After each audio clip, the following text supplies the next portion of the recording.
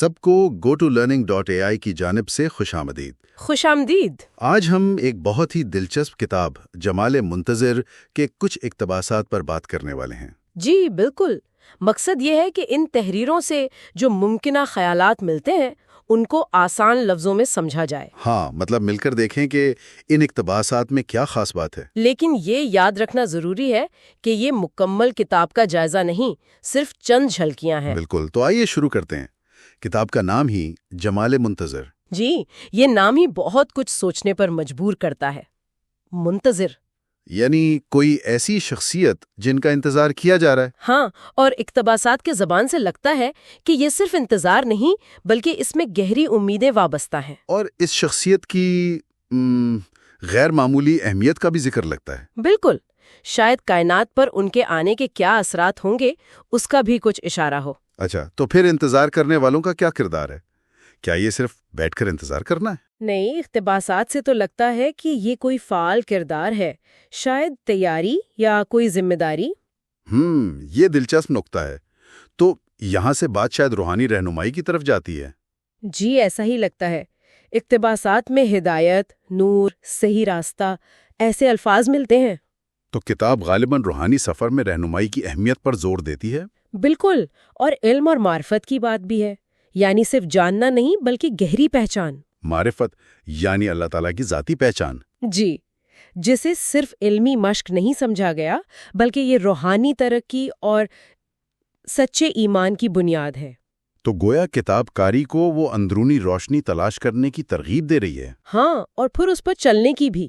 ٹھیک، تو اگر روحانی رہنمائی اور ایمان اتنے اہم ہیں تو ان کا عملی اظہار کیسے ہوگا؟ وہیں پر اعمال اور کردار کا ذکر آتا ہے۔ اچھا، جیسے اقتباسات میں نیک اعمال، تقوی، صبر جیسے الفاظ ہیں۔ جی، اور تقوی کا مطلب شاید صرف گناہوں سے بچنا نہیں ہے۔ تو پھر کیا؟ شاید ایک زیادہ آپ کہہ لیں شعوری طرز زندگی جو ہر عمل پر اثر انداز ہو۔ مطلب یہ کہ کردار کی مضبوطی صرف سوچنے سے نہیں آتی۔ بالکل نہیں، اس کے لیے مسلسل روحانی کوشش اور نیک اعمال کی ضرورت ہے۔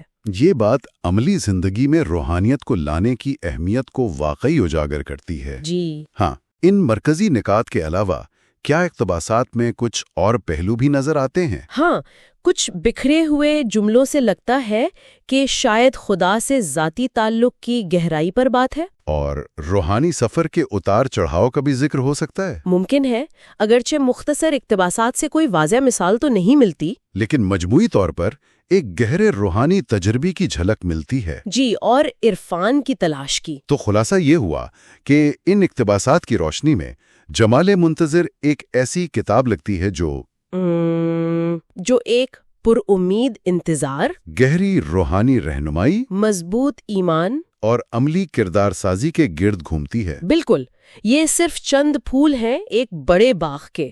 صحیح کہا۔ پوری گہرائی سمجھنے کے لیے تو مکمل کتاب پڑھنی پڑے گی۔ جی، ہم سب کو یہی مشورہ دیں گے کہ ضرور پڑھیں۔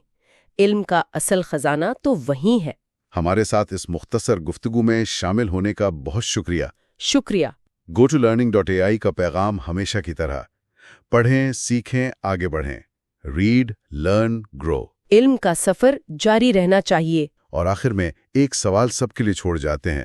کسی منتظر کا تصور، چاہے وہ کسی بھی شکل میں ہو، ہماری اپنی زندگی میں مقصد اور امید کو کیسے نئی جہت دے سکتا ہے؟ سوچنے کی بات ہے۔ GoToLearning.ai